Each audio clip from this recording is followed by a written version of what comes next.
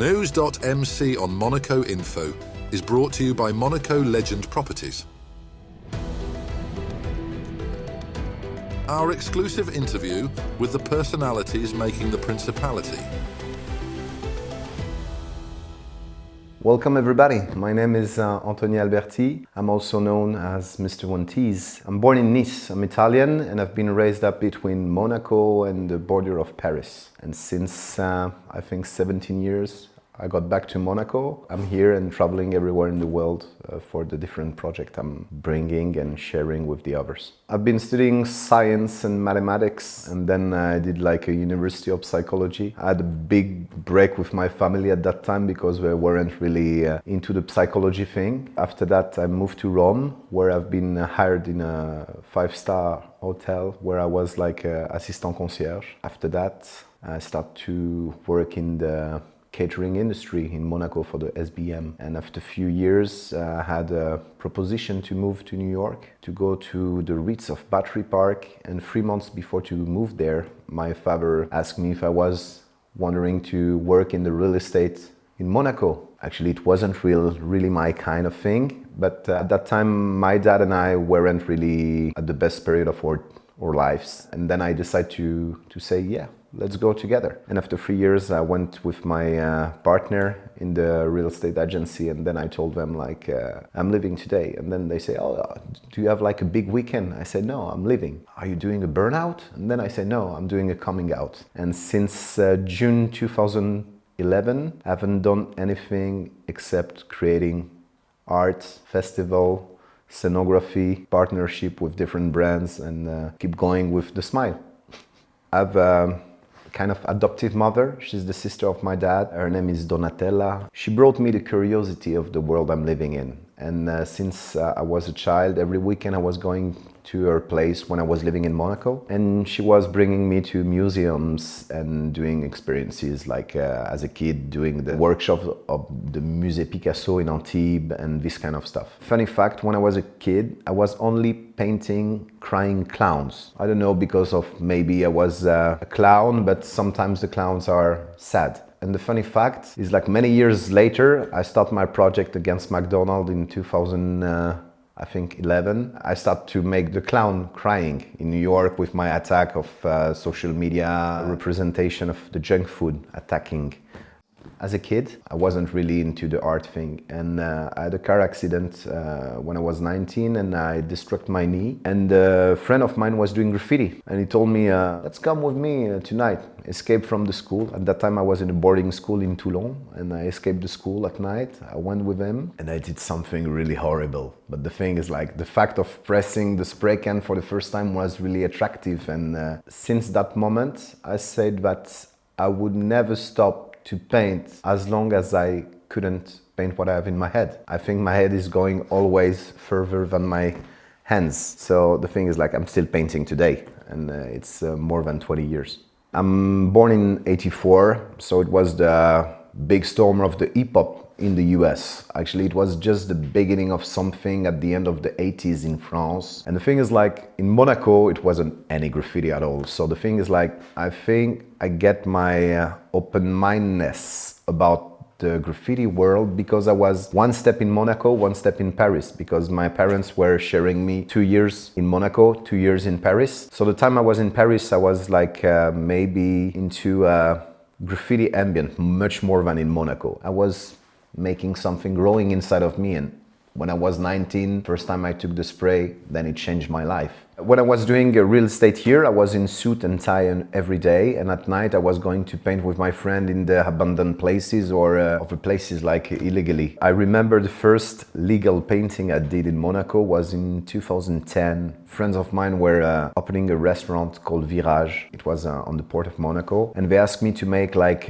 all the outside works. And I remember the first time I took my spray can out, after 15 minutes I was arrested by the police, but it was legal for me because they asked me to do it. At that time they weren't really used to see people painting with spray can in the street of Monaco.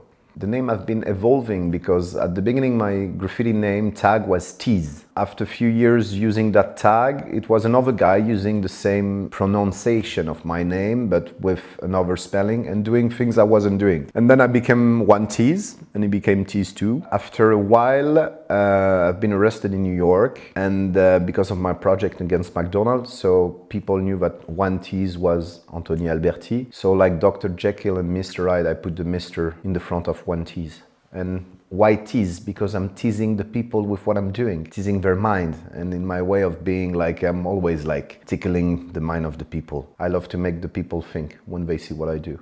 The main message, actually, there is no main message, but the thing is like, there is a message. A lot of artists are creating for creating. I'm not creating if there is no meaning of what I'm doing. Like, the thing is like, I'm not doing something to be beautiful. I'm creating something to have a statement or to say something. I'm inspired by the society we're evolving in, and I'm really fast in the way of, for example, something is happening and tomorrow I'm going to paint something about what's happening today in my vision. And sometimes it's with a funny side, because the thing is like, I'm not here to judge the society we're living in. I'm just here to bring my opinion and sometimes to awake the conscience of the people looking at what I'm doing. Most of the things I'm doing are about humans being and human people, and the thing is like, I'm always trying to bring more humanity in the human people by being focused on the world we're living and not only on our belly button, because we're living in a society where everybody is just focused on themselves. Most. And the last exhibition I did in the museum was called Reality Show, and it was not against, but it was about social media and about all the things we are getting prisoners of. Because today no one knows to leave the house without his phone, because you're leaving the phone at your home and then you're in your car and saying, oh, where's my phone? I'm going back home. So the thing is like, the whole exhibition at the museum was about these kind of things. It was a 4-month exhibition with more than 120 pieces. So I cannot describe all of them, but the message were like, I've been known at the beginning for painting portraits. And by painting portraits, I was bringing messages in the material I was using or anything. That exhibition was a turn in my creation thing, because I replaced the portraits with the mirrors. So I was wondering, just the people were becoming actors of my installation instead of just being a guest model or being the actors of the exhibition. First of all, I'm really lucky and really pleased to be in Monaco. It was such a wonderful opportunity and opportunities for what I'm doing. It has been always wonderful being here just by the fact that the world is turned in Monaco and Monaco is turned also on the world. When you're going like this morning, I was walking on the Quai des Artistes, was a special area that Monaco have been receiving artists from everywhere in the world for many years. I remember passing by the studio of Fernando Botero. It's not everywhere, but you can find this concentration of creativity in all the levels. Not just about painting, sculpting, singing. Like, Monaco is really small, but actually it's a really huge creativity place, because you can meet everyone in Monaco and creating project together. The world is coming here, and actually being here is like touching also the world. So I'm really grateful about that, and I'm grateful about also the fact that programmation of the museums of Monaco are just amazing. We had the Exposition Monet, before we had the Picasso one, before that the Dali, and it's really inspiring to be able almost to touch this kind of paintings and arts. I think being in Monaco is also diving in a huge cultural community, and I love that. As small as Monaco is and big by the people coming in, it's a real like extreme thing. But the thing is, Monaco is like a village. But when you're living, for example, in New York, and if you're staying, for example, in Chelsea, people you're meeting in Chelsea every day are part of the village. I love the fact that Monaco is like human size, because when you're going out, going to the bakery, you meet the people you're working with. It's a kind of family experience, because everybody is so familiar, and the thing is like, they are kind. And I love the fact that I'm not living in a huge city. People take time to care about the others. We don't have the subway vibe. For example, in Monaco, when I was living in Paris, you're getting in a subway and everybody is looking at their phone or their shoes. So no one is looking for the eyes contact. And I don't feel that at all here. So it's like, I think people are happy to live here. The place is beautiful. The weather is beautiful. We are really lucky to live in a place like Monaco because it's a safe place also. Like, I'm really happy that my family and my son is born here and is going to be raised here. So for me, it's something really peaceful. On another way, the fact that the world is turned on Monaco, and when I did a project back in 2016, I had the chance to take the NEWS before it was destructed. And the topic of my message was like, every time I'm working in the world, and when I say to the people I'm living in Monaco, they always think that you're driving a Lamborghini and drinking champagne. I'm having just a Citroën, like Cinderella, and at midnight becoming a pumpkin, for sure. That's the thing. And then on the other hand, what I was wondering to show with that project, the Inside Out project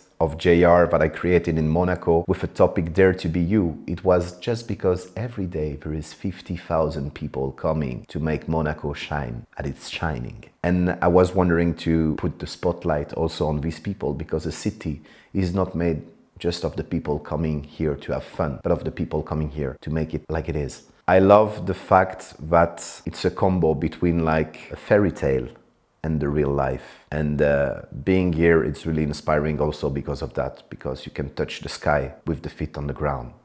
It's what I love.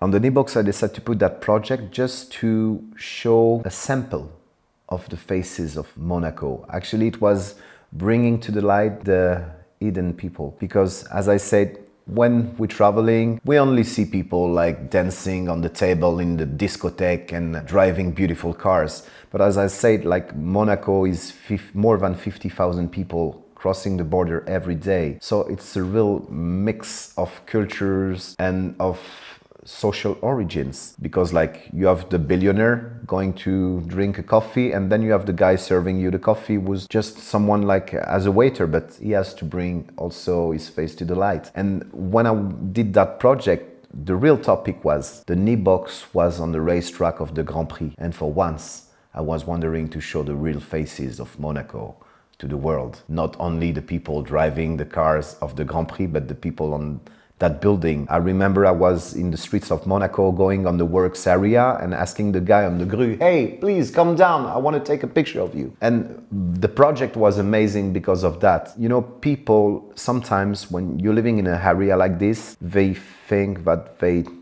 don't have so much importance, you know, because they are just someone. It's not because you're doing something you don't think it's big that you don't have to be proud of it. And the thing is, like, what I was wondering to bring out with that project is that everybody is gold. We are like bricks. If we remove one brick of the wall will fall. So the thing is, like, everybody is important. We need everybody. And what I love also in Monaco is because there is so much opportunity of people to come here and work. Imagine there is only, I think, 35,000 people living here. There is 50,000 people coming to work here every day. It's more than the people living. We need more than the people living here to make the city as beautiful as it is. And I don't want to forget these people because they are gold.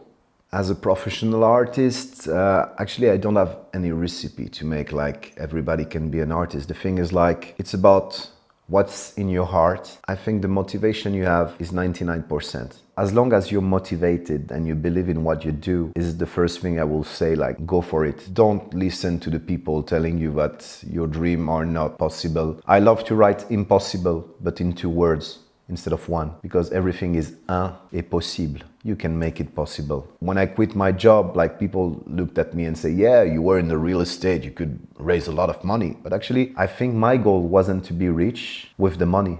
It was to be rich with experiences. And what I've been living the last 13 years has been such a wonderful travel. Like, in myself, with the people, what I'm doing every day is like loving, caring, sharing, and learning, because you don't stop to learn about yourself and about the others. I love to share what I do. For example, I'm going to school. It's more than 10 years that I'm doing project with schools, sometimes with the kindergarten, because I love to share what I do with the youth. Why? Because they will be the adult of tomorrow. So when I'm bringing, like, for example, project to talk about ecological facts to the youth. It's maybe to make them better adults in a certain way, because if people don't teach you how to make the change, you cannot wake up a morning and say, okay, this will happen. So the thing is, like, I think education is the most important. The society is turning us as more selfish by the fact that we are just turned on ourselves. Why I love to share these things with the people is like maybe to open the others to be open on the rest of the world we're living, instead of being just focused on themselves. And sometimes the society is teaching us too much to be just, you have to be the best, you have to be that, you have to be that. The thing is, like, I love, instead of saying I, saying we, because when I'm creating the fact, I don't know if you remember, I'm creating puzzle reveals. I'm going for a certain events, for example, the centenary of Régnier.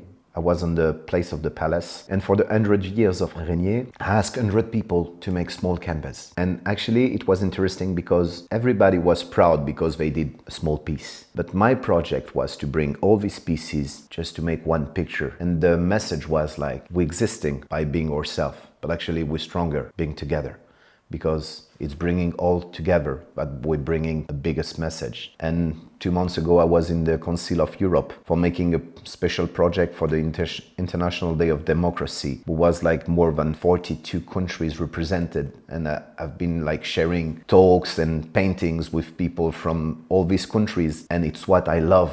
Because the thing is, like, we need the other people of the world. Actually, my first graffiti name of the group was Los Gringos, the foreigners. Because actually, I don't feel myself as an Italian, as a French, European. I'm a citizen of the world. And what I love is, like, we need all the world to be awake about the situation we're living in to make the change. I did an exhibition in 2013. The name was All the Same But Different. And what I was explaining in that exhibition, I did at that time recycling pieces of woods and turning them into bricks. And the message was like, everything we're living, every experience as like a brick. And everything you're living help you to build yourself. So the thing was like building yourself with experiences as a wall of brick. And the message was like, dare to be you, dare to be different. As long as you believe in what you do, you can be baker, you can be lawyer, you can be journalist. The thing is, like, if you believe in it, go for it. Also, if people tell you, you shouldn't do that or you shouldn't do that, that's something really European. I used to live in America. For example, when you're doing something nice, people say, oh, it's amazing, I want to work with you.